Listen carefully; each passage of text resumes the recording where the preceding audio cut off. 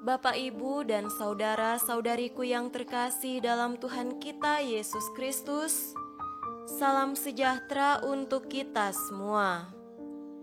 Berkat Allah yang Maha Kuasa senantiasa menyertai kita.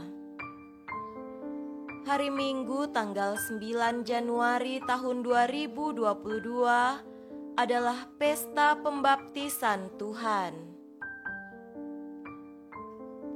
Marilah kita mendengarkan dan merenungkan bacaan-bacaan kitab suci. Bacaan pertama dari kitab Yesaya pasal 40 ayat 1-5 dilanjutkan dengan ayat 9-11.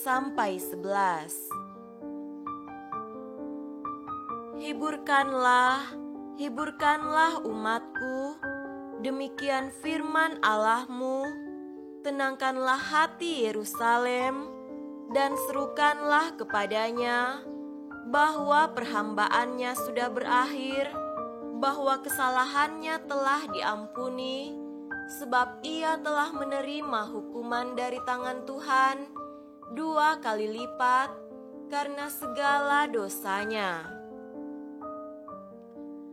Ada suara yang berseru-seru, persiapkanlah di padang gurun, jalan untuk Tuhan, luruskanlah di padang belantara, jalan raya bagi Allah kita.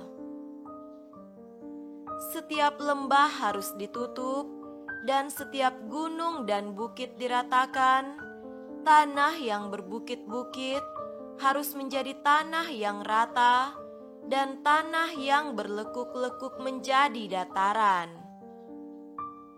Maka kemuliaan Tuhan akan dinyatakan, dan seluruh umat manusia akan melihatnya bersama-sama. Sungguh, Tuhan sendiri telah mengatakannya. Hai Sion, pembawa kabar baik, naiklah ke atas gunung yang tinggi. Hai Yerusalem, pembawa kabar baik, nyaringkanlah suaramu kuat-kuat, nyaringkanlah suaramu, jangan takut. Katakanlah kepada kota-kota Yehuda, lihat, itu Allahmu. Lihat, itu Tuhan Allah, Ia datang dengan kekuatan, dan dengan tangannya Ia berkuasa. Lihat, mereka yang menjadi upah jerih payahnya ada bersama-sama Dia, dan mereka yang diperolehnya berjalan di hadapannya. Seperti seorang gembala, Ia menggembalakan kawanan ternaknya dan menghimpunkannya dengan tangannya. Anak-anak domba di pangkunya, induk-induk domba dituntunnya dengan hati-hati. Demikianlah sabda Tuhan. Syukur kepada Allah.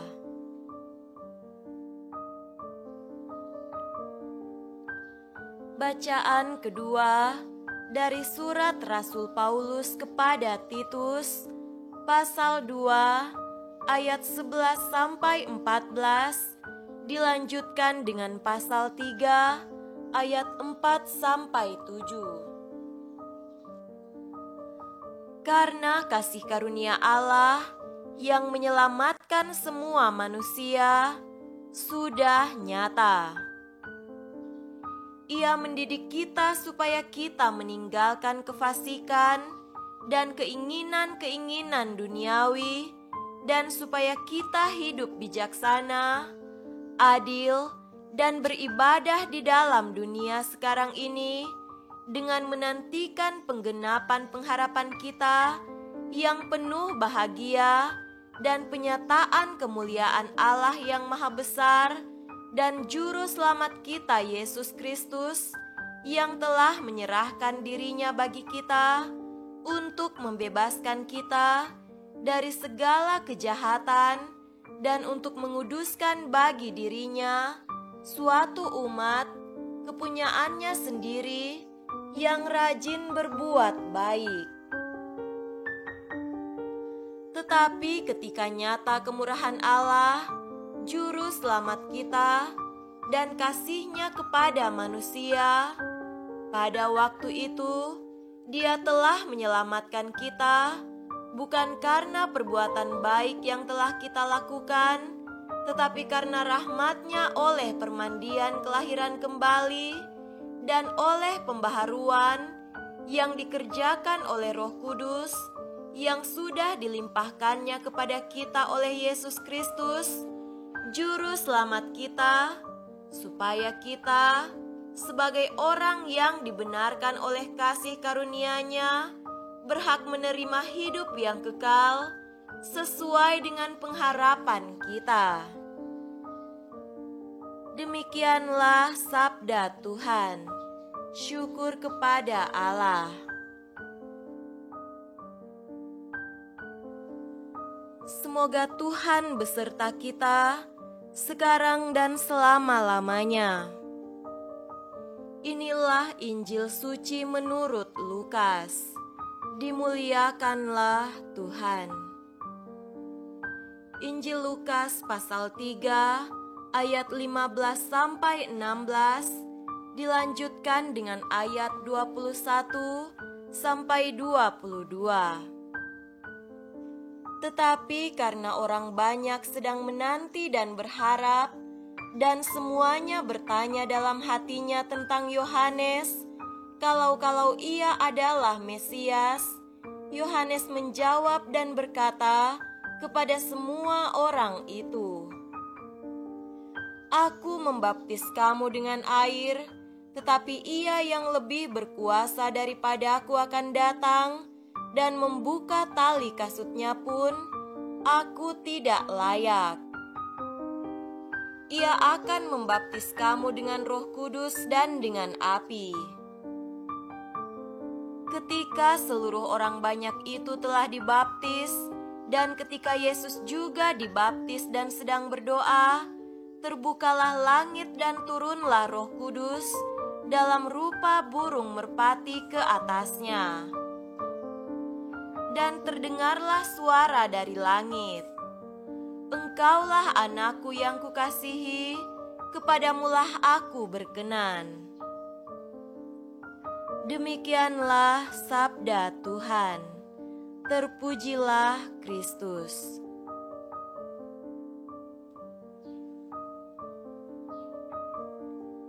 Saudara-saudariku yang terkasih dalam Tuhan kita Yesus Kristus, tema renungan kita pada hari ini adalah hidup sesuai martabat pembaptisan kita.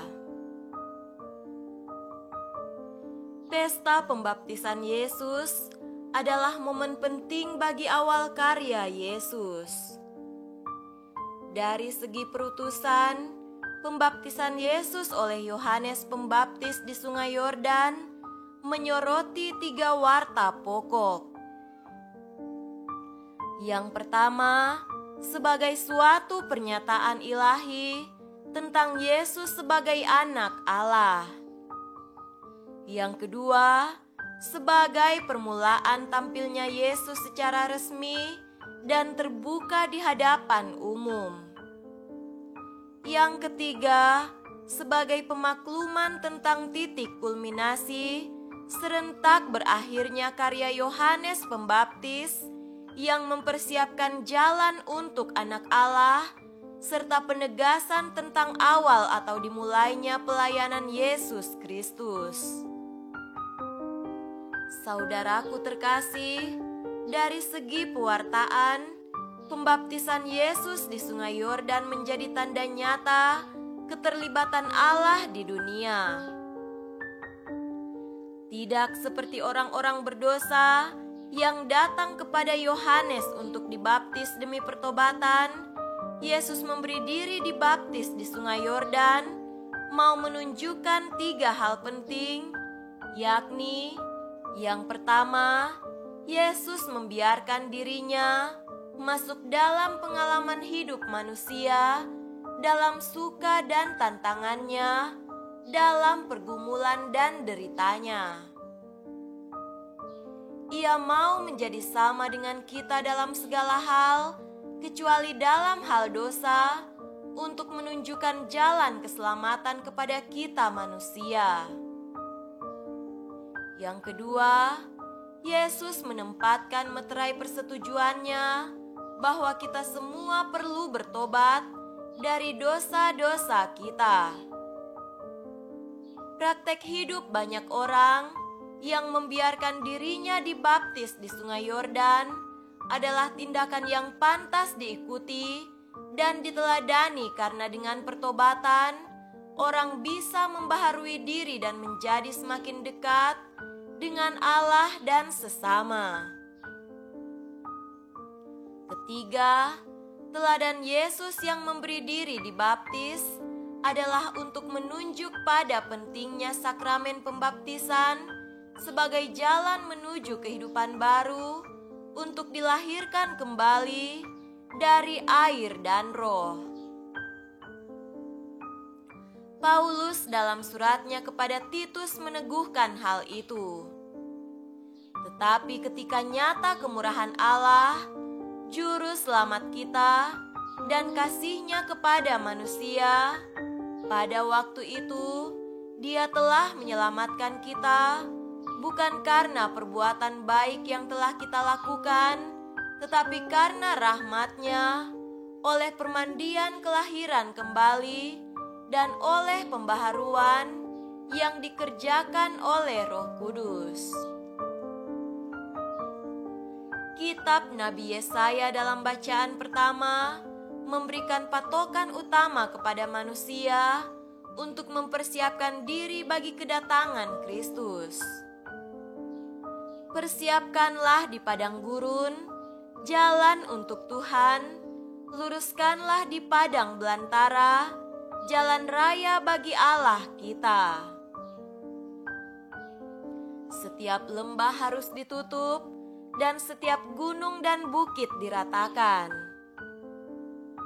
Tanah yang berbukit-bukit harus menjadi tanah yang rata, dan tanah yang berlekuk-lekuk menjadi dataran.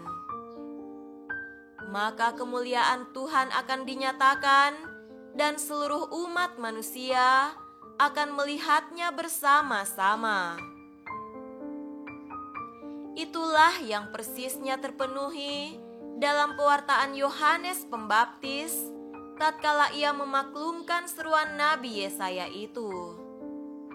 Sungguh, seruan Nabi Yesaya telah terwujud kini sebagai seruan untuk mempersiapkan diri dalam keadilan dan kebenaran dalam rangka menyambut kedatangan Yesus.